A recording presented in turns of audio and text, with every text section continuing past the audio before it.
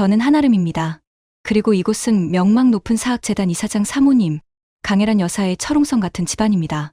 겉으로 보기에는 수백 년 된 고목처럼 견고하고 우아한 이 집은 사실 저에게 사방이 벽이고 사방이 감시탑인 거대한 유리 감옥이었습니다. 제가 사는 세상은 겉보기의 화려함과는 정반대였습니다. 새벽마다 닦인 마블 바닥은 언제나 차가웠고 최고급 수입 비단으로 지어진 커튼은 햇살조차 허락하지 않는 듯 묵직했습니다. 저는 미술관 큐레이터라는 번듯한 직업을 가진 나름 지성인이었지만 이 집안의 며느리라는 타이틀 아래 제 존재는 한없이 가볍고 불안정했습니다. 특히 저희 시어머니 강혜란 여사에게 저는 영원히 채워지지 않을 근본의 부족함 그 자체였습니다. 그녀의 우아한 말투와 고급스러운 몸짓 뒤에는 저를 향한 멸시가 숨겨져 있었습니다. 그 멸시는 다름 아닌 제 어머니 박서희 여사의 과거에서 비롯된 것이었죠. 제 어머니는 한때 한국 도예계에서 인정받는 장인이었지만 10여 년 전 강혜란 여사의 재단이 소유한 언론 매체의 악의적이고 선정적인 보도로 하루아침에 모든 것을 잃었습니다. 공방은 파산했고 어머니는 사기꾼이라는 오명 속에 시골의 허름한 작업실로 숨어들어야 했습니다. 강혜란 여사는 제가 그런 뿌리 없는 집안의 딸이라는 사실을 결혼 전까지는 알지 못했지만 결혼 후 3년 동안은 이 사실을 끊임없이 들쑤셨습니다. 저는 그녀의 비위를 맞추기 위해 큐레이터로서의 섬세한 감각과 지성을 모두 며느리의 가면 아래 깊숙이 묻어두어야 했습니다. 저는 이 집안에서 제 어머니의 과거가 언제든 폭탄처럼 터질 수 있는 가장 치명적인 약점임을 본능적으로 알고 있었습니다. 며칠 전이었습니다. 제 남편이자 대형 로펌의 에이스인 최준혁 변호사가 새벽 5시에 급하게 해외 출장을 떠난다고 했습니다. 그는 항상 완벽한 포커페이스를 유지했지만 그날따라 짐을 챙기는 손놀림이 다소 과장되고 불안해 보였습니다. 나흘 정도 일본에 다녀올게. 중요한 재단 관련 건이야. 핸드폰은 로밍 문제 때문에 연락이 잘 안 될 수도 있어. 그의 말 한마디 한마디가 저에게는 오래된 녹슨 쇠처럼 삐걱거렸습니다. 새벽 5시 17분. 현관문이 닫히는 딸깍 소리. 그 소리는 너무나 작고 일상적이었지만 제 귀에는 마치 거대한 기계 장치가 멈추는 불길한 소리처럼 들렸습니다. 남편이 떠나고 난 후에도 집안의 차가운 정적은 깨지지 않았고 저는 잠을 이룰 수 없었습니다. 저는 왠지 모를 강렬하고 비이성적인 충동에 사로잡혔습니다. 그 충동은 단순한 의심이 아니라 생존 본능에 가까웠습니다. 마치 냉장고 문이 덜컥 열리는 소리처럼 제 마음속 닫혀있던 진실의 문을 열어보라는 강력한 명령이었죠. 저는 최준혁의 서재로 향했습니다. 서재는 그의 완벽한 이성과 냉철함을 상징하는 공간이었으며 중앙에는 그가 중요한 법률 서류와 기밀 문서를 보관하는 육중한 금고가 자리 잡고 있었습니다. 저는 그 금고 근처에만 가도 숨을 멈추곤 했습니다. 그런데 어찌된 영문인지 금고 문이 완전히 닫히지 않고 아주 미세하게 손톱 틈만큼 살짝 열려 있었습니다. 마치 준혁이 서둘러 짐을 챙기다 무심코 저지른 실수처럼 보였습니다. 제 심장은 걷잡을 수 없이 뛰기 시작했습니다. 공포와 기대가 뒤섞인 격렬한 떨림이 손끝까지 전해졌죠. 보면 안 돼. 돌아가. 이건 남편의 사적인 공간이야. 이성적인 자아가 필사적으로 저를 막았지만 이미 제 몸은 명령을 거부하고 있었습니다. 저는 큐레이터로서 수많은 위작과 진품을 구별해왔습니다. 그 과정에서 얻은 섬세한 관찰력과 집요함이 지금 저를 진실이라는 미지의 영역으로 밀어넣고 있었습니다. 저는 떨리는 손으로 금고 문을 밀었습니다. 스르륵. 마찰음조차 없이 열린 금고 안에는 두꺼운 파일철과 서류 뭉치가 가득했고 가장 위에 놓인 얇은 서류 한 장이 조명빛에 반사되어 제 눈을 강타했습니다. 서류의 제목은 단 4글자, 4글자였지만 저를 짓누르는 무게는 수톤에 달했습니다. 혼인무효 및 재산 분할 합의서 초안. 저는 숨이 턱 막혔습니다. 결혼 3년 만에 제 남편이 저와의 이혼을 이미 법적으로 준비하고 있었다는 사실이 너무나도 비현실적이었습니다. 이혼도 아닌 혼인무효. 마치 제 결혼 생활 자체가 처음부터 없었던 허위였음을 선언하는 듯한 잔인한 단어였습니다. 저는 질식할 것 같은 고통 속에서 서류를 자세히 들여다보았습니다. 그리고 거기에서 더욱 소름 끼치는 구절을 발견했습니다. 배우자 한아름은 원고 최준혁에게 중대한 혼인 전 기망행위를 저질렀기에 원고는 이에 따른 위자료 및 파혼 위약금 청구를 진행한다. 중대한 혼인 전 기망행위. 도대체 그 기망행위가 무엇인가? 다음 조항을 읽었을 때 저는 강혜란 여사의 위선 아래 숨겨진 그들의 진짜 검은 속내를 마주하게 되었습니다. 상기 기망행위의 근거 피고 한아름의 모친 박서희는 과거 A 재단 소속 언론에 의해 중대한 도덕적 결함 및 사기 혐의가 폭로된 바 있으며 피고는 이 사실을 고의로 은폐하여 원고 측 가문의 명예를 실추시키고 나아가 원고의 사회적 지위에 심각한 위해를 가할 우려가 있음. 이것이었습니다. 제 어머니의 10년 전 파산 사건. 저희 가장 아프고 숨기고 싶었던 과거가 이 결혼 생활을 부수기 위한 가장 잔인한 무기로 사용되고 있었던 것입니다. 최준혁은 저를 사랑해서 결혼한 것이 아니라 처음부터 이 집안의 이해관계와 저의 약점을 이용하기 위해 치밀하게 접근한 것이었습니다. 제가 며느리로 사는 3년 동안 제 어머니의 과거는 마치 썩은 과일처럼 냉장고 깊숙한 곳에서 썩어가고 있었던 것이죠. 그러나 최준혁의 배신보다 더 저를 소름 끼치게 만든 것은 이 파국이 강혜란 여사에 의해 치밀하게 설계된 가문의 계획이라는 증거였습니다. 서류 말미에 검토 의견 항목에는 최준혁의 손글씨와 함께 다음과 같은 지시사항이 적혀 있었습니다. 이혼 소송의 최대 효율성을 위해 강혜란 여사님과 협의 후 최종 결정할 것. 그들은 저를 쫓아내기 위해 제 어머니의 명예를 다시 짓밟고 심지어 그 시점까지 이 집안의 사업 일정에 맞춰 조율하고 있었습니다. 저는 이 집안의 며느리가 아니라 이미 파기될 예정이었던 가짜 며느리이자 그들의 위선을 덮기 위한 희생양이었던 것입니다. 제가 발을 딛고 서 있는 이 명문가의 땅은 저를 짓밟아 파멸시키기 위한 잘 설계된 덫이었던 것입니다. 제 심장은 더 이상 공포가 아닌 형언할 수 없는 차가운 분노로 타올랐습니다. 그들은 저를 속이고 농락했지만 저는 이제 이 지옥 같은 현실에서 제 손으로 탈출하고 그들의 모든 것을 파국으로 몰고 가기로 다짐했습니다. 그들의 복수는 단 한 번의 눈물로 끝나지 않을 것입니다. 만약 여러분이 한아름이라면 이 충격적인 비밀을 알게 된 순간 이 명문가와 남편의 완벽한 위선에 어떻게 맞서 싸우기 위한 첫 번째 단서를 포착하시겠어요? 저는 떨리는 손으로 혼인 무효합의서 초안을 금고 깊숙한 곳에 완벽하게 돌려놓았습니다. 단 한 번의 실수도 허용할 수 없었습니다. 서류를 꺼낼 때와 똑같이 얇은 비단 장갑을 낀 채 모든 모서리의 각도와 파일철의 미세한 기울기까지 확인하며 제자리를 찾아주었습니다. 큐레이터로서 수많은 작품을 다루며 익힌 제 섬세한 손기술과 지문 인식의 습관이 이제는 제 남편의 범죄를 파헤치는 도구가 되고 있었습니다. 저는 서재를 나서기 직전 거울에 비친 제 모습을 보았습니다. 3년간 쓴 순종적이고 불안정한 며느리의 가면은 깨졌고 그 아래에서 차갑고 날카로운 눈빛이 빛나고 있었습니다. 이제 나는 이 집안의 며느리가 아니라 이 집안의 비밀을 파헤치는 스파이다. 이 다짐은 단순한 분노가 아니라 제 삶 전체를 건 생존 전략이었습니다. 그들이 저를 쫓아내고 제 어머니의 명예를 짓밟으려 하는 이상 저는 그들에게서 가장 중요한 것을 빼앗아 복수해야 했습니다. 금고가 그들의 법적인 파국을 담고 있었다면 최준혁의 서재 컴퓨터, 특히 노트북은 그의 사생활, 그리고 강혜란 여사와의 개인적인 계략을 담고 있을 것이 분명했습니다. 다음 날 밤, 강혜란 여사가 주최하는 자선 미술 행사 참석을 핑계로 모두가 집을 비운 틈을 탔습니다. 저는 최준혁의 서재로 다시 들어갔습니다. 노트북은 단단히 잠겨 있었고 로그인 화면은 저를 조롱하는 듯 검은색 빛을 내뿜고 있었습니다. 최준혁은 보안에 철저한 법조인이었기에 노트북은 단순한 비밀번호가 아닌 지문, 인식과 더불어 복잡하게 꼬인 2차 암호가 걸려 있었습니다. 저는 먼저 지문 인식을 시도해보았으나 당연히 실패했습니다. 이제 2차 암호가 남았습니다.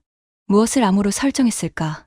그의 생일, 기념일, 부모님, 결혼기념일 등 상식적인 조합은 이미 머릿속으로 수없이 대입해보았습니다. 그러나 최준혁은 그런 평범함을 경멸하는 사람이었습니다. 그는 자신을 예술적 감각을 가진 논리적 천재로 포장하는 데 능했습니다. 저는 책장으로 시선을 돌렸습니다. 그곳에는 제가 결혼 전 최준혁에게 선물했던 앙드레 브르통의 초현실주의 화집이 꽂혀 있었습니다. 최준혁이 법률 문서 사이에서 가끔 꺼내보며 스스로 지적인 허영심을 충족시키곤 했던 책이었죠. 그 책을 볼 때마다 제가 농담처럼 했던 말이 떠올랐습니다. 당신의 가장 큰 비밀은 이 세상에서 가장 예측 불가능한 숫자 속에 숨겨져 있을 거예요. 예측 불가능한 숫자, 즉 초현실주의와 논리의 결합. 저는 조심스럽게 화집을 펼쳤습니다. 브르통의 생몰연도, 그의 대표작이 탄생한 해, 그리고 최준혁이 가장 좋아하는 초현실주의 화가 르네 마그리트의 데뷔 연도를 조합해보기 시작했습니다. 저는 브르통의 생일, 네 자릿수와 마그리트의 가장 유명한 작품의 제작 연도, 네 자릿수를 합친 8자릿수를 암호창에 입력했습니다. 찰칵, 길고 긴 침묵 끝에 노트북의 잠금이 마침내 해제되는 소리가 서재의 고요함을 갈랐습니다. 그 작은 소리는 저에게 승리를 선언하는 나지막한 축포처럼 들렸습니다. 저는 미소를 지었지만 그 미소는 이미 슬픔이 증발하고 냉정한 결의만 남은 차가운 미소였습니다. 노트북 화면이 켜지자 저는 그의 업무 파일 대신 그의 사적인 메신저 대화 기록을 먼저 열어보았습니다. 업무용 PC에 사적인 대화 기록을 남기는 것은 법조인으로서 치명적인 실수지만 완벽주의자 최준혁은 자신의 기밀은 완벽히 숨길 수 있다고 확신했을 것입니다. 대화 상대의 이름은 은채였습니다. 예상대로 오은채. 그녀는 최준혁과 같은 대형 로펌의 후배 변호사였습니다. 그러나 대화 내용은 단순한 불륜을 훨씬 넘어선 공동 설계 수준의 음모를 담고 있었습니다. 어머님이 말씀하신 대로 A재단, 언론 자료를 이용해 박서희 여사의 과거 문제를 공론화하는 시점이 중요해. 한아름에게 먼저 심리적인 압박을 줘야지. 재단 이사회 일정이 급하니 다음 달 초까지는 혼인 무효 소송 준비를 끝내야 해. 네, 선배님. 강혜란 이모님께서는 한아름이 이혼을 순순히 받아들이고 나가도록 자진해서 가문의 명예를 실추시켰다는 프레임을 씌우라고 하셨어요. 그래야 재산 분할에서 최대한 유리해지고 선배님 지분도 안전해진다고 하셨습니다. 저는 이 대화 기록을 읽는 순간 숨 쉬는 것을 잊었습니다. 강혜란 이모님. 이 단어 세 글자가 모든 위선의 퍼즐을 완성했습니다. 오은채는 단순한 불륜 상대가 아니었습니다. 그녀는 강혜란 여사의 친조카, 즉 이 집안의 혈연으로 연결된 예비 며느리였던 것입니다. 최준혁과 강혜란 여사는 저를 쫓아내고 그 자리에 집안의 부와 권력을 더욱 공고히 할 오은채를 앉히려는 완벽하고 잔인한 승계 계획을 짜고 있었던 것입니다. 그들은 저를 속이고 제 어머니를 2번 죽이려 했을 뿐만 아니라 그 자리를 자신의 친족으로 대체하려 했던 것입니다. 이들의 위선은 썩은 고기 냄새처럼 역겨웠습니다. 강혜란 여사가 저에게 베풀었던 모든 가식적인 친절, 명절 때마다 줬던 고급 비단옷, 그 모든 것이 사실은 저를 조롱하고 농락하기 위한 연극이었음을 깨달았습니다. 저는 곧바로 다음 단서를 찾았습니다. 그들의 대화에서 수없이 언급되었던 A재단 언론 자료. 이것이 바로 10년 전 어머니 박서희 여사를 파산으로 몰아넣었던 악의적인 기사의 원본 파일임이 분명했습니다. 이 자료는 단순한 기사가 아니라 재단 측에서 어머니의 사업을 무너뜨리기 위해 의도적으로 왜곡하고 과장하여 작성한 선전포고문과 같았을 것입니다. 저는 최준혁의 노트북 검색 기록과 백업 폴더를 집요하게 뒤지기 시작했습니다. 큐레이터가 특정 시대의 유물을 발굴하듯 저는 이 악의적인 문서를 찾아냈습니다. 파일을 열어보니 10년 전 신문에 대서특필되었던 어머니의 사기 혐의 기사 내용이 날 것 그대로 담겨 있었습니다. 그러나 더욱 충격적인 것은 파일 내부에 삽입된 작성자 코멘트였습니다.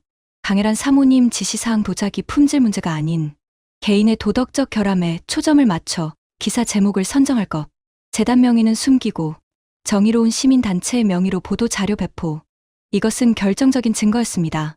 어머니의 파산은 단순한 사업 실패가 아니라 강혜란 여사가 그 배후에서 치밀하게 설계하고 실행한 범죄 행위였던 것입니다.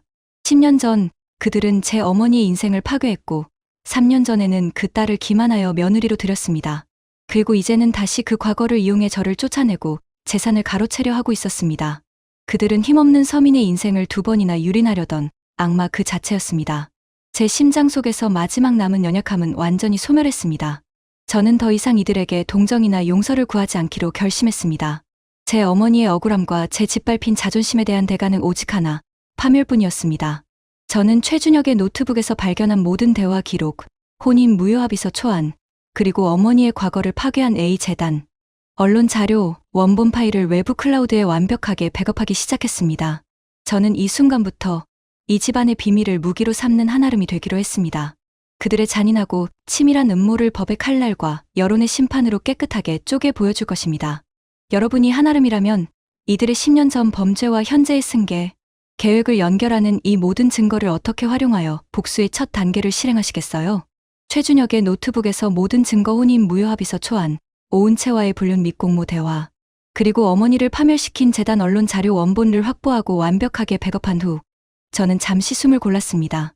이 집안의 며느리로 산 3년 동안 처음으로 느껴보는 통제권을 되찾았다는 차가운 만족감이었습니다. 저는 이제 수동적인 희생자가 아니라 증거를 가진 정보의 소유자였습니다. 하지만 저는 이 정보를 즉시 사용할 수 없었습니다. 그들이 저를 심리적으로 붕괴시키기 위해 준비한 첫 번째 공격이 곧 시작될 것임을 알고 있었기 때문입니다. 그 공격을 온전히 받아내야만 제가 완벽한 반격의 빌미를 잡을 수 있었습니다. 최준혁이 해외 출장을 떠난 지 이틀째 되던 날 아침 10시 30분. 예상했던 대로 집안의 정막을 깨는 벨소리가 울렸습니다. 강혜란 여사였습니다. 그녀는 예고도 없이 마치 태풍처럼 저희 집에 들이닥쳤습니다. 저는 이미 모든 사실을 알고 있었기에 심장이 요동치는 것을 억지로 진정시키며 현관문을 열었습니다. 강혜란 여사는 평소처럼 가장 우아한 자태를 하고 있었습니다. 연한 회색빛의 고급 비단 한복은 그녀의 고상한 위선을 감싸고 있었고, 걸을 때마다 스르륵, 스르륵 쓸리는 비단옷 소리가 집안 전체에 울려 퍼졌습니다. 그 소리는 마치 저를 조롱하는 듯한 환청처럼 들렸습니다. 한아름, 이리 좀 앉아보거라. 갑작스러운 방문은 미안하지만 준혁이도 출장 중이고 너희 집 문제가 아주 급하게 논의되어야 할 것 같아서 말이다. 그녀는 제가 내미는 커피를 거절하고 팔걸이가 묵직한 소파에 앉았습니다. 저는 완벽한 순종적인 며느리 가면을 쓰고 애써 목소리를 떨며 말했습니다. 어머님, 무슨 일이세요? 혹시 준혁 씨에게 무슨 일이라도 생겼나요? 강혜란 여사는 대답 대신 들고 온 에르메스 가방에서 신문 스크랩이 끼워진 두꺼운 파일을 꺼내더니 커피 테이블 위에 힘껏 던졌습니다. 퍽 하는 소리와 함께 테이블이 미세하게 흔들렸습니다. 그 소리는 그녀의 노골적인 분노와 권위를 드러내는 폭발음과 같았습니다. 그것은 다름 아닌 10년 전 어머니 박서희 여사의 파산 기사였습니다. 기사의 헤드라인은 선정적이고 모욕적이었습니다. 도자기 장인에 가면 실상은 사기극의 주역. 저는 이미 이 원본 파일을 노트북에서 보았지만 제 눈앞에서 실물로 마주하니 심장이 갈갈이 찢기는 듯한 고통이 몰려왔습니다. 이것이 무엇인지 아느냐? 강혜란 여사의 목소리는 더 이상 우아하지 않았습니다. 마치 서슬퍼런 심판자가 죄인을 단죄하듯 차갑고 고압적이었습니다. 내가 감히 우리 최 씨 가문에 들어올 때 이 중대한 사실을 숨겼더구나. 내 어머니가 사기 혐의로 언론에 오르내렸던 과거를. 저는 연기를 시작했습니다. 눈을 크게 뜨고 숨을 들이마시며 극도의 충격을 받은 듯이 목소리를 떨었습니다. 어머님, 이게 어떻게... 내 어머니의 행실 때문에 우리 최 씨 가문의 명예가 실추되고 우리 준혁이의 앞길에 먹칠을 하려고 작정한 것이냐? 근본이 부족한 것을 알았지만 이 정도의 기망 행위일 줄은 몰랐다. 그녀는 근본이라는 단어를 강조하며 저를 향한 멸시를 숨기지 않았습니다. 저는 강혜란 여사의 논리가 얼마나 역겨운지 잘 알고 있었습니다. 그들은 제 어머니의 파산을 기획했고 이제는 그 기획의 결과를 다시 저를 향한 무기로 사용하고 있었습니다. 그녀의 목적은 명확했습니다. 저를 중대한 기망 행위를 저지른 며느리로 낙인 찍어 제가 스스로 이혼을 선택하고 재산 분할에서 최대한 불리하게 빠져나가도록 유도하는 것이었습니다. 저는 속으로 끓어오르는 분노를 억누르기 위해 입술을 깨물었습니다. 제 주먹이 부들부들 떨렸습니다. 지금 당장이라도 테이블을 쾅 치는 소리를 내며 그 기사 스크랩을 갈기갈기 찢어 강혜란 여사의 얼굴에 뿌리고 싶었습니다. 하지만 저는 냉정을 유지해야 했습니다. 이 순간 분노를 표출하는 것은 그들이 원하는 시나리오대로 움직여주는 것이었으니까요. 저는 눈물을 억지로 글썽이며 무너지는 듯한 모습을 연출했습니다. 어머님, 정말 죄송합니다. 어머니께서 그때 너무 힘드셔서 저에게 말씀하지 않으셨어요. 이 연기는 강혜란 여사의 만족감을 극대화했습니다. 죄송하다는 말로 끝날 일이 아니다, 한아름. 그녀는 다시 우아한 가면을 쓰고 목소리의 톤을 조금 낮췄습니다. 내가 준혁이와 이 집안의 최소한의 책임감을 느낀다면 내가 자진해서 이혼을 정리하고 깨끗이 물러나야 한다. 내가 조용히 나가야만 내 어머니의 과거를 덮어줄 수 있다. 이 기사가 다시 세상에 나오지 않도록 말이다. 협박이었습니다. 너무나 노골적이고 치명적인 협박. 그녀는 제 어머니의 명예를 저당 잡고 저희 자유를 요구하고 있었습니다. 준혁이에게는 이미 이 모든 사실을 털어놓았단다. 준혁이가 너에게 짐을 정리하라고 말하기 전에 스스로 결단 내리는 것이 내게도 내 어머니에게도 좋을 것이다. 특히 다음 달 재단 이사회에서 이 문제가 공식적으로 논의되기 전에 말이다. 강혜란 여사는 다음 달 재단 이사회라는 구체적인 시점을 언급했습니다. 이는 최준혁과 오은채가 메신저에서 논의했던 이혼 소송 시작 시점과 정확히 일치했습니다. 그들은 이사회 의결을 빌미로 저를 심리적으로 압박하고 이혼을 불가피한 가문의 명예 회복 절차로 포장하려 했던 것입니다. 이들의 잔인한 연계 플레이에 저는 온몸에 소름이 돋았습니다. 강혜란 여사는 마지막으로 비수를 꽂았습니다. 애초에 너희 같은 배경으로는 우리 집안에 맞지 않았다. 제발 내 분수를 알아라. 내가 이 집안에 들어온 순간부터 너는 우리에게 짐이었어. 강혜란 여사가 떠나고 난 후 집안은 다시 무거운 정적에 휩싸였습니다. 저는 소파에 주저앉아 그녀가 던져놓은 어머니의 기사 스크랩을 응시했습니다. 제 눈에서는 더 이상 눈물이 나오지 않았습니다. 눈물 대신 제 내면에서는 거대한 강철벽이 쌓이고 있었습니다. 분수, 윤리와 도덕을 팔아 서민의 인생을 파괴한 당신들이 감히 나에게 분수를 말해? 저는 더 이상 울지 않기로 결심했습니다. 그들이 저의 과거를 무기로 삼는다면 저는 그들의 현재와 미래를 무너뜨릴 비밀을 무기로 삼을 것입니다. 저는 곧바로 서재로 돌아가 최준혁의 노트북에서 확보했던 파일 목록을 다시 훑어보았습니다. 저는 그들의 실제 범죄가 담긴 더 파괴적인 증거가 필요했습니다. 그때 저희 시선은 파일 목록 가장 아래에 있던 업무용 파일 중에서도 특별히 보안 등급이 높았던 파일 제목에 꽂혔습니다. PL 프로젝트 기밀 문서 재단 이사회용. 최준혁은 이 파일에 유난히 집착했습니다. 그는 이 파일을 외부에서도 접속할 수 있도록 작은 이중 암호 USB 드라이브에 따로 보관했으며 파일을 열어볼 때마다 극도의 긴장감과 동시에 은밀한 만족감을 보이곤 했습니다. 단순한 고객 파일이었다면 그가 이토록 경계했을 리 없었습니다. 저는 직감했습니다.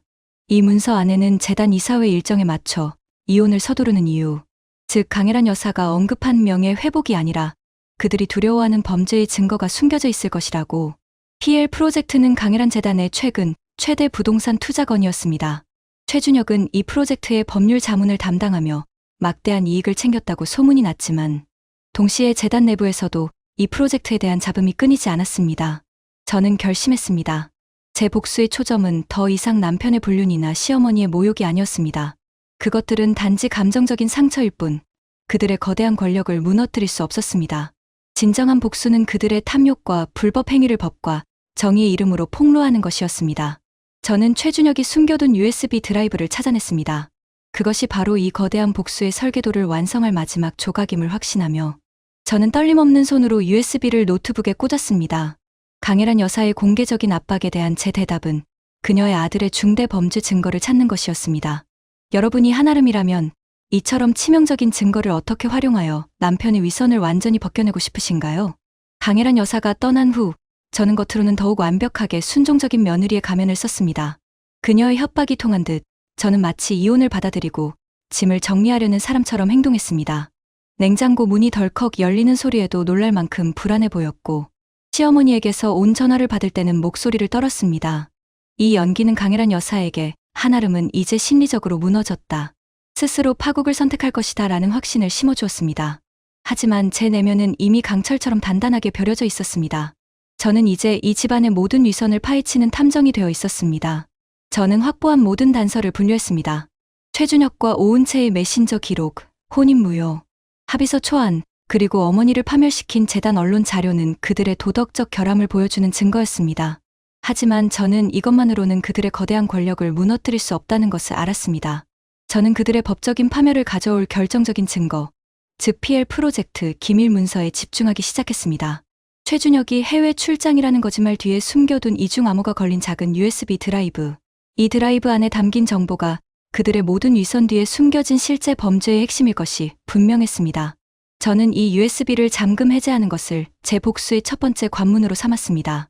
USB 해제 작업을 시작하기 전 저는 꼭 가야 할 곳이 있었습니다. 바로 제 어머니 박서희 여사의 작업실이었습니다. 강혜란 여사의 잔인한 협박 이후 어머니의 안색을 직접 확인하고 싶었습니다.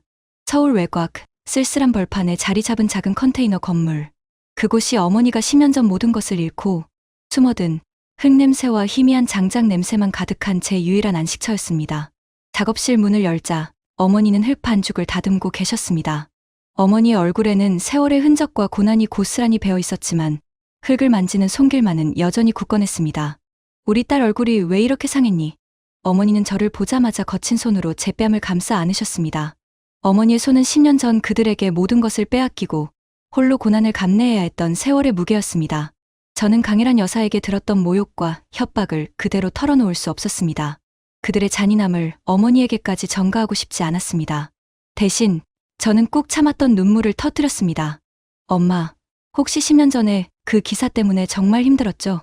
지금도 제가 며느리 노릇을 잘못해서 집안에 폐를 끼치는 것 같아 너무 죄송해요. 어머니는 잠시 흙 반죽을 다듬던 손을 멈추셨습니다. 탁, 탁, 탁 규칙적이던 흙 반죽 소리가 멈춘 그 정적은 어머니의 길고 고통스러운 세월을 대변하는 듯했습니다. 지나간 일은 다 잊었다. 아름아, 내 시댁에서 아무리 널 힘들게 해도 내가 선택한 길이니 참고 살아야 한다. 우리는 배경이 부족하니 더 숙여야지. 가진 것이 많은 사람들에게는 그만한 이유가 있는 법이니 내가 다 이해해야 한다. 우리가 왜 모든 책임을 져야 하나요? 저는 속으로 절규했습니다. 어머니는 여전히 가난한 자의 죄, 근본이 부족한 자의 죄를 스스로 짊어지고 계셨습니다. 어머니는 강혜란 여사와 최준혁이 심어놓은 가난한 자는 숙여야 한다는 프레임에서 벗어나지 못하고 있었습니다. 어머니의 그 수능적인 태도는 저를 더욱 분노하게 만들었습니다. 이 순간 저는 깨달았습니다. 제 복수는 단순히 이혼을 하고 위자료를 받아내는 개인의 해방이 아니었습니다. 이것은 강혜란 여사가 10년 전 어머니에게서 빼앗아간 정의와 명예를 되찾는 싸움이었습니다. 어머니의 고난을 2번 다시 이용하려는 그들의 잔인함에 대한 응징이었습니다. 어머니의 작업실을 뒤로하고 서울로 돌아오는 기차 안, 제 눈물은 이미 말라붙었고 그 자리에는 차가운 결의만이 가득했습니다. 집으로 돌아온 저는 결단했습니다. 더 이상 감정적으로 낭비할 시간이 없었습니다. 저는 즉시 USB 드라이브의 암호 해제 작업에 돌입했습니다. 1차 암호는 최준혁의 생일과 그의 대학원 학번 조합이었습니다. 하지만 2차 암호는 전혀 짐작할 수 없었습니다. 저는 최준혁의 습관을 분석했습니다. 그는 항상 중요한 업무를 시작할 때 서재의 작은 오르골을 틀어놓곤 했습니다. 그 오르골은 쇼팽의 야상곡 너츠, 그리고 최준혁은 늘 그 음악을 들으며 법률은 아름다운 선율처럼 완벽해야 한다고 말하곤 했었죠. 저는 2차 암호의 힌트가 음악의 템포와 조성에 있을 것이라고 직감했습니다. 야상곡 업, good no, 이의 박자 수, 조성 코드의 숫자 등을 조합해보았으나 실패했습니다. 마지막 시도로 저는 쇼팽이 이 곡을 작곡한 해와 그의 사망 연도를 조합해보기로 했습니다. 법조인인 남편은 역사와 연도를 중요하게 생각했으니까요. 찰칵, 다시 한번 놀랍게도 잠금이 풀리는 소리가 들렸습니다. USB 안에 담긴 파일 목록은 저를 다시 한번 경악하게 만들었습니다. 그것은 단순한 법률 자문 의견이 아니었습니다. 로펌의 공증 도장이 찍힌 재단 이사회 서류 사본들이 무더기로 들어 있었습니다. 저는 파일을 하나씩 열어보며 분석했습니다. 그리고 결정적인 위조의 흔적을 포착했습니다. 1점 날짜 위조 재단 이사회 의결 날짜가 원본 대비 6개월 정도 소급되어 있었습니다. 이는 재단의 부동산 매입 시점과 특정 법률의 효력 발생 시점을 교묘하게 맞추기 위한 흔적이었습니다. 2점 금액 위조 문서에 기재된 투자 금액과 대출 금액이 실제 재단 장부상의 금액보다 과장되거나 축소되어 있었습니다. 이는 일종의 비자금 혹은 횡령의 흔적을 감추기 위한 조작임이 명백했습니다. 최준혁은 단순한 불륜남이나 얄팍한 법조인이 아니었습니다. 그는 자신의 지위를 이용해 문서 위조와 재단 횡령 공모라는 중대 범죄를 저지르고 있었던 것입니다. 그는 법의 수호자가 아니라 법을 가장 잔인하게 유린하는 파괴자였습니다. 저는 더 이상 망설이지 않았습니다. 제가 확보한 증거는 이혼 소송에서 저를 유리하게 할 정도를 넘어섰습니다. 이는 최준혁에게 변호사 자격 박탈은 물론 형사 처벌까지 내릴 수 있는 파멸의 증거였습니다. 저는 즉시 모든 위조된 문서 파일, 메신저 대화 기록, 그리고 어머니를 파괴한 재단 언론 자료 원본 파일을 외부 서버에 2중, 3중으로 백업했습니다. 그리고 마지막으로 최준혁이 해외 출장을 간다고 거짓말했던 오은채와의 밀월여행 장소를 검색했습니다. 그들의 대화에서 언급되었던 강릉의 고급 풀빌라 리조트. 저는 그들의 뻔뻔한 위선이 가장 고조된 순간에 이 결정적인 증거를 가지고 그들을 찾아가기로 했습니다. 이는 단순히 증거를 전달하는 행위가 아니었습니다. 그것은 제가 며느리의 굴레를 벗어던지고 그들의 완벽한 세계에 균열을 내기 위한 선전포고였습니다. 새벽 1시, 저는 이 거대한 복수극을 실행하기 위해 강릉행 심야 고속버스 표를 예매했습니다. 그들의 뻔뻔함은 도대체 어디서 나오는 걸까요? 저는 이제 그들에게 대가를 치르게 해줄 것입니다. 여러분이 한아름이라면 이처럼 치명적인 법적 범죄 증거를 확보한 상태에서 남편과 그 내연녀가 밀월여행 중인 현장을 어떻게 방문하여 가장 파괴적인 방식으로 그들을 무너뜨리고 싶으신가요? 저는 새벽 1시에 강릉행 심야 고속버스에 몸을 실었습니다. 창밖은 검은 어둠이었고 버스의 희미한 불빛만이 제 앞에 놓인 운명을 비추는 듯했습니다. 몸은 피곤했지만 정신은 그 어느 때보다 맑았습니다. 며느리로서 3년간 겪었던 모든 모욕과 분노가 이제는 차갑고 순도 높은 복수의 연료로 응축된 느낌이었습니다. 저는 더 이상 과거의 한아름이 아니었습니다. 최준혁과 강혜란이 설계한 지옥에서 저는 제 손으로 증거라는 법의 칼날을 만들어낸 생존자였습니다. 강릉에 도착했을 때 동해 바닷가는 새벽 안개와 밤새도록 퍼붓는 장대비 소리로 가득했습니다. 장대비 소리는 마치 제 심장의 고동 소리와 같았습니다. 저는 혹시라도 신용카드 사용 기록이 최준혁에게 노출될까봐 현금만 챙겼고 빌라 근처의 허름한 모텔을 예약했습니다. 모텔은 풀빌라 리조트에서 약 1km 정도 떨어진 언덕 위에 자리 잡고 있어 리조트의 전체적인 동선과 그들이 묵고 있을 풀빌라 건물을 주시하기에 완벽한 위치였습니다. 저는 창문을 가린 커튼 뒤에 숨어 망원경으로 풀빌라 건물을 응시했습니다. 이 고통스러운 감시가 세상의 모든 며느리들에게 주어진 굴레처럼 느껴졌습니다. 밤새도록 비가 쏟아지더니 새벽녘이 되자 비가 잠시 잦아들었습니다. 여명이 밝아오기 시작한 새벽 6시 30분. 제가 주시하던 풀빌라 2층의 테라스 문이 스르륵 열리는 소리가 들렸습니다. 그리고 최준혁이 잠옷 차림으로 커피 한 잔을 들고 테라스로 나왔습니다. 그는 새벽 바다의 풍경을 감상하며 느긋하게 커피를 마셨고 그 모습은 마치 모든 것을 가진 남자의 평화로운 일상처럼 보였습니다. 곧이어 잠옷 차림의 오은채가 그의 뒤를 따랐습니다. 오은채는 최준혁의 목에 팔을 감고 다정하게 기대었고 최준혁은 그녀의 머리를 부드럽게 쓰다듬어 주었습니다. 그들의 모습은 너무나 평화롭고 다정하여 마치 제가 꿈을 꾸고 있는 듯한 착각을 불러일으켰습니다. 그들은 이 순간에도 저를 헌신짝처럼 버리고 제 어머니의 과거를 팔아 치밀한 미래를 설계하고 있다는 사실을 전혀 의식하지 못하고 있었습니다. 저는 그들이 나누는 대화의 내용은 들을 수 없었지만 그들의 얼굴에 떠오른 행복하고 만족스러운 미소만으로 충분했습니다. 이 미소는 제가 겪은 배신감과 모욕을 집대성한 상징과 같았습니다. 저는 그들의 위선이 최고조에 달한 이 순간을 절대로 잊지 않겠다고 다짐했습니다. 저는 리조트로 침투하여 그들을 현장에서 대면할까 잠시 고민했습니다. 남편의 뺨을 치고 오은채에게 이 집안의 비밀을 모두 폭로하는 극적인 파국. 그것이 감정적으로 가장 통쾌한 복수였을 것입니다. 그러나 냉철함을 잃지 않았습니다. 감정적인 폭발은 곧 증거인멸의 기회를 줄 뿐이다. 저는 이미 최준혁의 노트북과 USB에서 확보한 문서, 위조 및 횡령 공모 증거가 불륜보다 훨씬 더 파괴력이 크다는 것을 알고 있었습니다. 현장에서 그들을 자극하면 최준혁은 곧바로 서울의 동료들에게 연락하여 증거 파일의 백업을 시도하거나 혹은 강혜란 여사에게 연락하여 저에 대한 심리적 문제를 주장하며 여론전을 펼칠 것입니다. 저는 그들의 행동을 예측하고 한 발 앞서 나가야 했습니다. 저의 복수는 일회성 파국으로 끝나서는 안 됩니다. 법과 여론, 그리고 심리적인 압박을 동시에 이용하는 논리적으로 완벽하게 설계된 파멸이어야 했습니다. 저는 오은채에게 주목했습니다. 그녀는 강혜란 여사의 조카이자 로펌 내에서 유명한 금수저 예비 며느리로 통했으며 특히 상위 1% 법조인 아내들이 모이는 비밀 온라인 커뮤니티에서 활발하게 활동하고 있었습니다. 이 커뮤니티는 단순한 친목 공간이 아니라 법조계 내부 정보와 사생활이 오가는 은밀한 사교장이었습니다. 저는 결심했습니다. 그들이 저를 가문의 명예를 실추시킨 며느리로 낙인 찍으려 했듯이 저는 오은채를 법조계의 명예를 더럽힐 예비 파괴자로 만들어야 했습니다. 바로 이곳, 그들의 은밀한 아지트에서부터 공포를 심어줄 것입니다.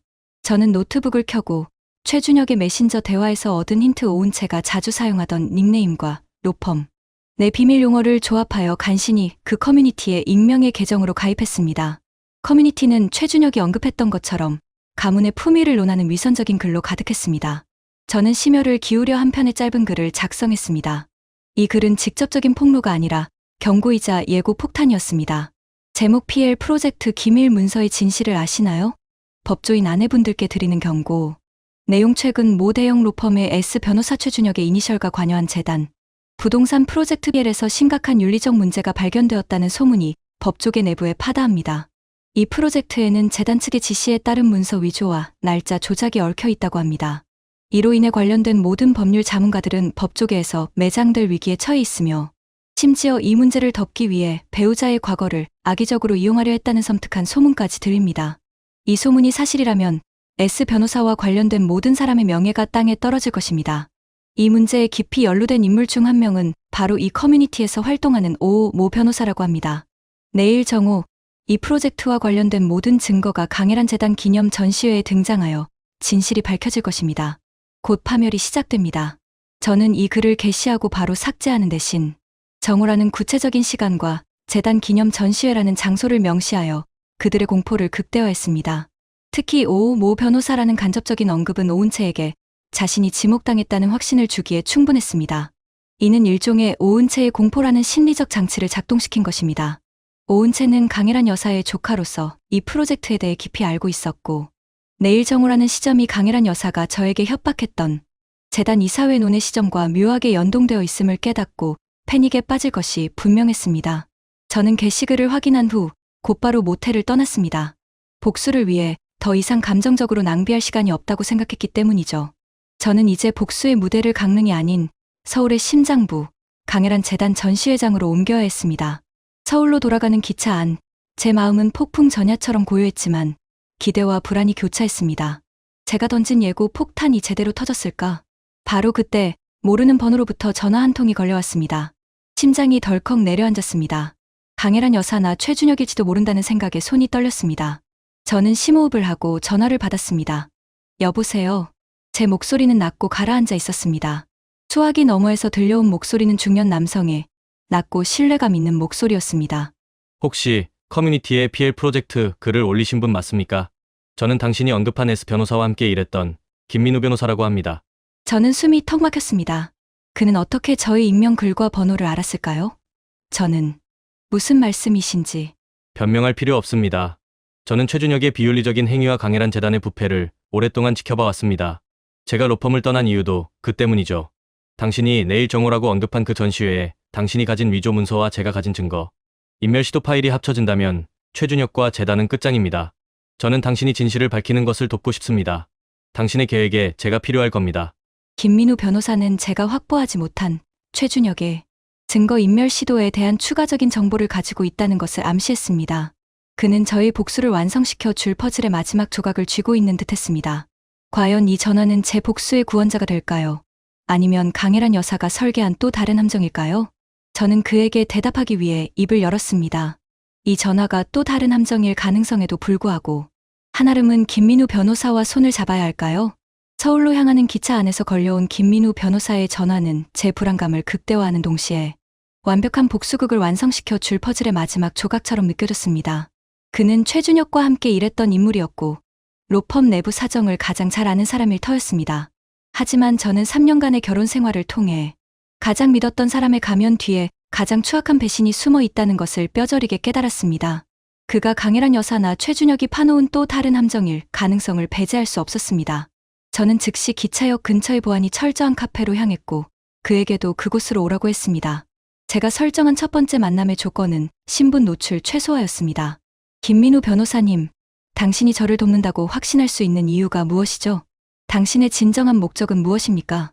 만난 김민우 변호사는 30 후반의 말끔한 인상이었지만 눈빛에는 로펌의 부패의 환멸을 느낀 듯한 지친 그림자가 드리워 있었습니다. 그는 미소를 지었지만 그 미소는 최준혁의 위선적인 미소와는 달랐습니다. 분노와 좌절이 섞인 인간적인 고뇌가 담겨 있었습니다. 한아름 씨가 커뮤니티에 올린 그 글은 마치 제 심정을 대변하는 것 같았습니다. 최준혁은 저와 동기였지만 강혜란 여사의 재단을 등에 업고 온갖 비윤리적인 일을 저질렀습니다. 특히 PL 프로젝트는 수많은 동료 변호사들의 양심을 짓밟는 행위였습니다. 저는 그들의 요구를 거부했다는 이유로 로펌을 떠나야 했습니다. 제 목적은 단순합니다. 법조인으로서의 양심을 지키고 그들의 권력형 범죄를 응징하는 것. 당신이 가진 문서 위조 증거는 빙산의 일각입니다. 저는 최준혁이 그 문서를 위조한 후 로펌의 내부 서버 기록에서 관련 파일을 삭제하고 위조 증거를 인멸하려고 시도했던 로그 파일과 삭제된 파일의 복구본을 가지고 있습니다. 당신의 증거가 범죄를 입증한다면 제 파일은 의도적인 은폐 시도를 입증하여 최준혁을 영원히 법조계에서 매장시킬 겁니다. 김민우 변호사가 내민 USB 드라이브에는 최준혁의 시스템 접근 기록과 특정 시점에 PL 프로젝트 파일들이 비정상적으로 삭제 및 복구되었다는 상세한 타임스탬프가 담겨 있었습니다. 이 증거는 저의 문서 위조 증거와 결합할 때 최준혁의 모든 변명을 무너뜨릴 수 있는 쐐기였습니다. 저는 이제 그가 구원자임을 확신했습니다. 그와 저, 두 명의 복수자는 목적은 달랐지만 목표는 정확히 일치했습니다. 최준혁과 강혜란 재단의 파멸. 김민우 변호사의 제안은 저에게 완벽한 복수의 설계도를 제공해 주었습니다. 저는 이 복수를 법정에서만 하고 싶지 않습니다. 저는 테이블 위에 PL 프로젝트 문서를 펼쳐놓으며 말했습니다. 강혜란 여사는 매년 가을 재단 기념 전시회를 통해 자신의 우아한 가면을 대중에게 과시합니다. 그곳은 그녀의 권위와 위선이 가장 고조되는 무대입니다. 저는 그들의 성스러운 무대에서 게릴라 전시를 열어 그들의 파사들을 부술 것입니다. 김민우 변호사는 흥미롭다는 듯이 고개를 끄덕였습니다. 그는 이 계획이 법적 증거 확보를 넘어 여론과 심리적 압박까지 동시에 이용하는 고도의 전략임을 이해했습니다. 김민우 변호사는 제 계획의 치밀함에 놀라면서도 이 폭로가 법적으로 문제가 되지 않도록 방어막을 구축하는 데 집중했습니다. 한아름 씨, 당신이 확보한 증거는 모두 최준혁의 개인 기기와 업무 공간에서 확보된 것입니다. 이 증거들이 법정에서 위법하게 수집된 증거로 인정될 여지가 있습니다. 하지만 이 폭로를 공개적이고 예술적인 형태로 진행하면 법적 증거 능력과는 별개로 여론의 심판을 통해 최준혁의 변호사 자격과 재단의 명예를 즉각적으로 파괴할 수 있습니다. 저는 당신이 폭로하는 모든 법적 증거를 실시간으로 언론에 익명 제보할 시스템을 구축하겠습니다. 예술적 충격과 법적 증거 제출을 동시에 진행하는 것입니다. 김민우 변호사는 재단 전시회의 보안 시스템을 뚫고 전시회 전광판 화면에 법률가 최준혁, 강혜란 재단의 불법 행위 관련 증거 전문이라는 제목의 외부 링크가 뜨도록 준비했습니다. 이 링크는 저와 김민우 변호사가 클라우드에 백업해둔 모든 위조 문서와 증거, 인멸 파일이 담긴 파멸의 아카이브로 연결될 것이었습니다. 이 순간 저희 복수는 완성되었습니다. 저는 이제 증거를 가진 며느리이자 파멸의 무대를 설계하는 큐레이터였으며 법률적 조력자를 둔 설계자였습니다. 모든 계획이 완벽하게 짜인 후 저는 강혜란 여사에게 전화를 걸었습니다. 목소리는 여전히 순종적이고 나약했습니다. 어머님, 저 강릉에서 돌아왔습니다. 어머님의 말씀을 듣고 많은 생각을 했습니다. 제가 이 가문에 해를 끼치고 싶지는 않습니다. 그래서 다음 주 재단 전시회에 조용히 작품 한 점을 설치해드리고 싶습니다. 저희 가문의 평화를 기원하고 제가 어머님께 드리는 마지막 헌사입니다. 저는 그녀가 제가 순순히 이혼을 받아들이기로 결정하고 마지막으로 며느리의 아첨을 한다고 오해할 것임을 정확히 알고 있었습니다. 강혜란 여사는 예상대로 매우 흡족한 목소리로 제 제안을 승낙했습니다. 그래, 내가 드디어 내 분수를 깨달았구나. 작품 설치는 내 마음대로 하거라. 마지막으로 우리 가문에 폐를 끼치지 않는다면 내 어머니 문제는 내가 조용히 덮어주마. 그녀는 제가 이 제안을 하는 동안에도 우월감과 승리감에 젖어 있었습니다. 그녀의 마지막 말은 저를 향한 마지막 모욕이었지만 저는 이제 아무런 감정도 느끼지 않았습니다. 오히려 차가운 미소가 입가에 번졌습니다. 당신이 스스로 깔아준 이 무대가 당신의 파멸을 선언하는 캔버스가 될 것입니다. 저는 전화를 끊고 제 방에 걸린 웨딩드레스 사진을 보았습니다. 그 사진 속 순진한 며느리의 얼굴은 이제 사라지고 없었습니다. 고통의 시간은 길었지만 이 모든 과정을 통해 저는 저를 짓밟으려 한 그들의 오만함을 깨트리고 제 어머니와 저희 명예를 되찾을 수 있는 유일한 정예를 손에 넣었다고 확신했습니다. 저는 이제 폭풍이 몰아칠 전시회, 파멸의 캔버스로 향할 준비를 마쳤습니다. 드디어 디데이, 강혜란 재단의 설립 기념 대형 전시회가 열리는 날이었습니다. 전시장 입구부터 갤러리 홀까지 화려한 샹들리에와 번쩍이는 대리석, 바닥이 그들의 권력과 부를 상징하는 듯했습니다. 법조계, 정재계 인사들이 모두 참석한 이곳은 강혜란 여사의 위선 집대성 무대였죠. 저는 며느리로서 단정하게 차려입고 제가 설치한 작품 근처에서 조용히 대기했습니다. 겉으로 보기에 저는 남편과 시어머니에게 마지막 헌사를 바치러 온 나약하고 순종적인 며느리, 그 이상도 이하도 아니었습니다. 하지만 제 심장은 지금 완벽한 폭풍을 기다리는 항해사처럼 고요하고 차가웠습니다. 제가 설치한 작품, 특권의 파사드는 갤러리 홀 중앙, 강혜란 여사의 축사 무대 바로 옆에 자리 잡고 있었습니다. 작품은 겉으로 보기엔 단순한 투명 아크릴 박스 설치물이었습니다. 안에는 10년 전 어머니 박서희 여사를 파산으로 몰았던 기사 스크랩과 최준혁의 위조된 법률, 문서 사본이 섞인 콜라주가 전시되어 있었죠. 콜라주의 배치와 색감은 고상한 현대 미술처럼 보였기 때문에 아무도 이 평범한 작품의 진짜 의미를 눈치채지 못했습니다. 저희 큐레이터 경력이 지금 이 순간 가장 치명적인 무기가 되고 있었습니다. 정오, 강혜란 여사가 우아한 드레스 차림으로 무대에 올랐습니다. 그녀의 목소리는 마이크를 타고 전시장 전체에 울려 퍼졌습니다. 우리 재단은 지난 30년간 이 사회의 투명성과 윤리를 위해 기여해왔습니다. 예술을 통해 진정한 명예의 가치를 실현하는 것이야말로 우리의 사명입니다. 그녀의 입에서 투명성, 윤리, 명예라는 단어들이 나올 때마다 제 안의 분노는 비수가 되어 저희 냉철함을 시험했습니다. 강혜란 여사의 얼굴에는 세상의 모든 고상함을 담은 듯한 위선적인 미소가 떠올라 있었습니다. 그녀의 옆에는 최준혁이, 그리고 그 뒤편에는 예비며느리 오은채가 완벽한 가족처럼 서서 미소 짓고 있었습니다. 저는 작품 뒤에 숨겨진 초소형 제어 장치에 손을 올렸습니다. 김민우 변호사가 멀리 떨어진 조정실에서 대기하며 실시간 언론 제보 시스템을 준비하고 있다는 것을 알았기에 이제 제가 할 일은 오직 방아쇠를 당기는 것뿐이었습니다. 강혜란 여사가 축사의 클라이맥스에 도달하며 숨을 들이마시는 그 찰나의 순간 제가 조작해둔 음향 시스템이 가동되었습니다. 강혜란 여사의 목소리가 끊어지는 순간 전시장에 웅장한 음악이 멎고 작품 주변에 숨겨둔 스피커에서 쉬익, 쉿하는 작은 속삭임이 울려 퍼지기 시작했습니다. 소리는 작았지만 전시장 특유의 적막함 속에서 오히려 더 예리하게 청중의 귀를 파고들었습니다. 그것은 바로 최준혁의 목소리였습니다. 재단 서류의 날짜, 이 부분을 6개월 전으로 위조해야 해. PL 프로젝트는 문제가 없어야 해.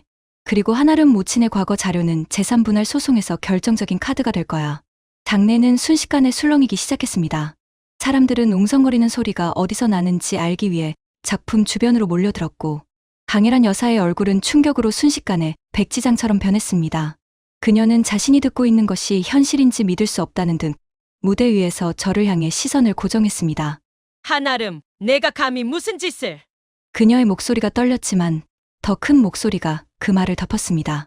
최준혁은 즉시 사태를 파악하고 경악한 표정으로 제 작품을 향해 달려왔습니다.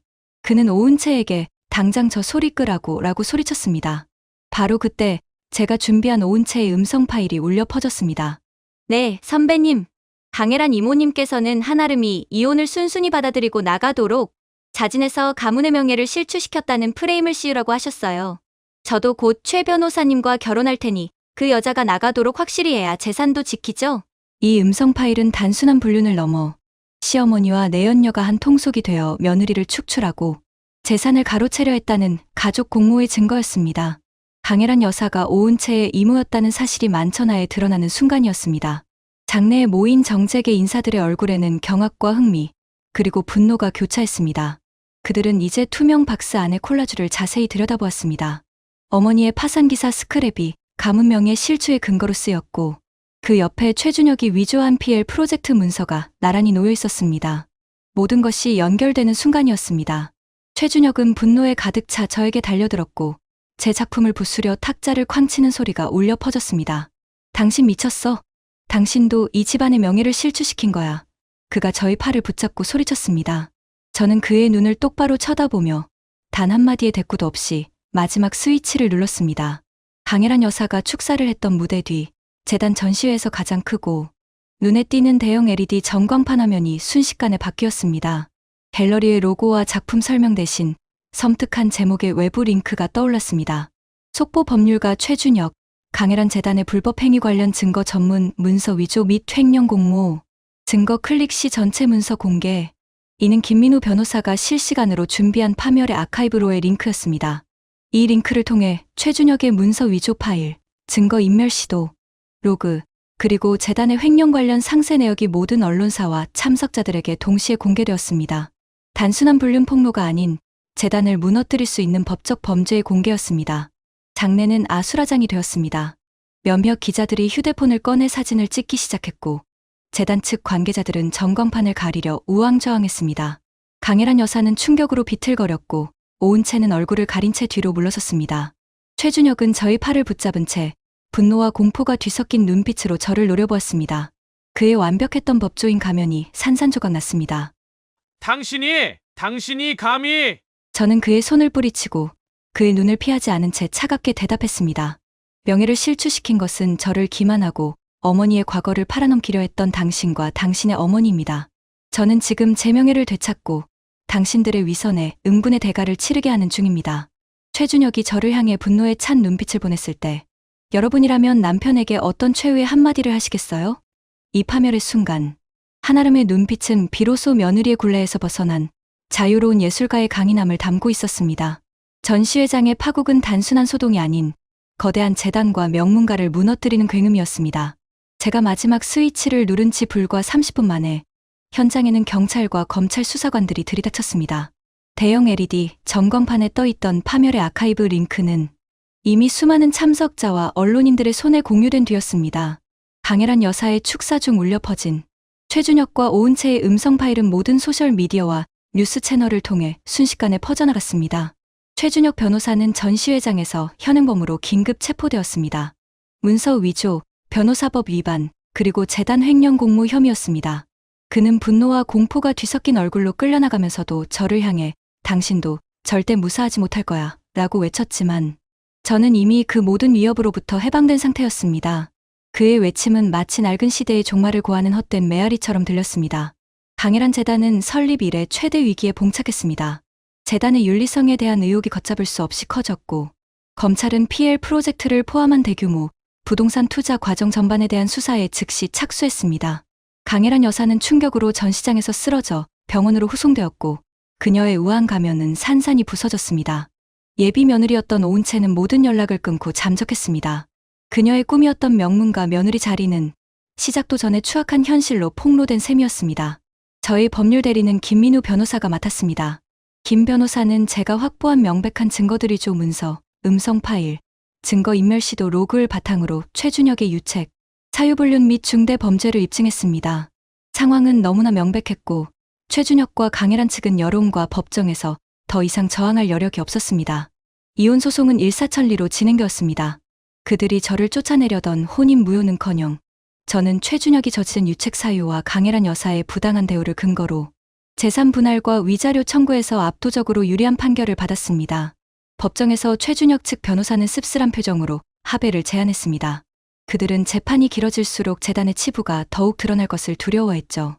저는 그들이 저를 쫓아내려던 혼인 무효 합의서 초안에 명시된 금액보다 훨씬 많은 액수를 합법적으로 확보했습니다. 그 돈은 단순한 위자료가 아니었습니다. 그것은 저와 제 어머니의 자존감과 명예를 짓밟은 것에 대한 응분의 대가이자 배상금이었습니다. 저는 더 이상 숨을 필요가 없었습니다. 며느리의 가면을 벗어던지고 한아름이라는 제 이름으로 당당하게 진실을 마주했습니다. 수많은 언론의 카메라 앞에서 저는 조용하지만 단호한 목소리로 말했습니다. 저는 돈이 아니라 정의를 위해 싸웠습니다. 어머니의 명예와 저희 삶을 되찾기 위한 싸움이었습니다. 마지막으로 강혜란 여사를 만난 것은 이혼 조정 법정에서였습니다. 수척해진 그녀는 더 이상 화려하고 우아한 드레스나 고급 비단옷을 입지 않았습니다. 그녀의 얼굴은 초췌했고 눈빛에는 패배한 권력자의 앙심만이 가득했습니다. 수많은 기자들의 시선과 자신의 몰락에 대한 수치심이 그녀를 짓누르고 있었습니다. 강혜란 여사는 저에게 마지막으로 비수를 꽂으려 했습니다. 그녀는 낮은 목소리로 속삭였습니다. 한아름, 결국 너도 돈 때문에 이 짓을 한 것이냐? 내 본색이 드러난 것뿐이야. 너는 우리 집안에 맞지 않는 근본이 없는 아이였어. 저는 미소를 지었습니다. 더 이상 상처받지 않는 완전히 단단해진 미소였습니다. 저는 그녀의 비열한 질문에 차분하고도 힘있는 목소리로 대답했습니다. 돈이 아닙니다, 어머님. 저는 정의 때문에 했습니다. 그리고 어머니의 과거를 함부로 판단하고 이용하려 했던 그 오만함에 대한 응분의 대가를 치르게 한 것입니다. 저는 잠시 말을 멈추고 강혜란 여사의 떨리는 눈을 똑바로 바라보았습니다. 어머님은 저에게 항상 분수를 알라고 하셨죠. 당신의 기준으로 나누어진 계급의 분수를 지키라고요. 하지만 저는 당신이 잃어버린 윤리와 도덕이 무엇인지 보여드렸습니다. 진정한 명예는 재단 설립 기념 전시회에 모인 허울 좋은 축사나 고급 비단옷에서 나오는 것이 아니라 진실을 마주하는 용기에서 나온다는 것을요. 당신은 모든 것을 가졌지만 결국 모든 것을 잃었습니다. 강혜란 여사는 이 마지막 일격에 아무 말도 하지 못하고 고개를 떨구었습니다. 그녀의 변호사는 침묵을 지키라는 듯 그녀의 팔을 잡았습니다. 그 순간 저는 제 복수가 단순한 파멸이 아니라 도덕적 승리였음을 확신했습니다. 저는 더 이상 누군가의 며느리도 완벽한 법조인의 아내도 아니었습니다. 저는 제 삶을 되찾은 한아름이라는 예술가였습니다. 제가 합법적으로 확보한 재산은 어머니 박서희 여사의 명예 회복에 가장 먼저 쓰였습니다. 10년 전 강혜란 재단 측 언론의 악의적인 보도로 억울하게 파산했던 어머니의 사건은 김민우 변호사의 도움으로 재조명되었습니다. 언론은 정정 보도를 냈고 어머니는 마침내 오랫동안 짊어져왔던 사기꾼이라는 오명에서 벗어날 수 있었습니다. 어머니는 눈물을 흘리셨습니다. 내가 이렇게까지 해야 했니? 저는 어머니의 거친 손을 잡고 말했습니다. 엄마, 저를 무시하고 어머니를 2번 죽이려던 그들을 용서할 수 없었습니다. 이제 우리가 쟁취한 이 돈과 명예는 그들이 아닌 우리의 힘과 진실로 만들어졌습니다. 저는 어머니와 함께 작은 예술재단을 설립했습니다. 재단의 이름은 진실의 흘, 권력과 자본에 굴하지 않는 순수한 예술가들을 지원하는 공간을 만들었습니다. 제 삶은 완전히 새롭게 시작되었습니다. 그들의 파멸은 저에게 잔인했지만 동시에 완벽한 해방이었습니다. 고통의 시간은 길었지만 제 손으로 쟁취한 이 자유와 정의는 그 무엇과도 바꿀 수 없는 가치였습니다. 그들의 위선은 법과 돈으로 만들어진 거대한 성이었지만 그 성을 무너뜨린 것은 결국 논리적으로 확보된 단 하나의 증거였습니다. 저는 며느리라는 굴레 속에서 자존심을 버렸지만 그들을 파멸시키고 제 삶을 되찾음으로써 진정한 나를 발견했습니다. 세상 모든 며느리들이여, 당신이 부당하게 겪는 고통과 굴레 속에서 자존감과 가족을 지키기 위한 싸움에 용기를 잃지 마세요. 진실은 반드시 이기고 그 진실을 밝히는 순간 당신은 뒤늦은 자유를 얻게 될 것입니다. 이 이야기를 들으신 시청자 여러분, 당신이라면 당신의 어머니를 짓밟으려 한 사람들에게 어떻게 복수하는 것이 가장 통쾌하다고 생각하시나요?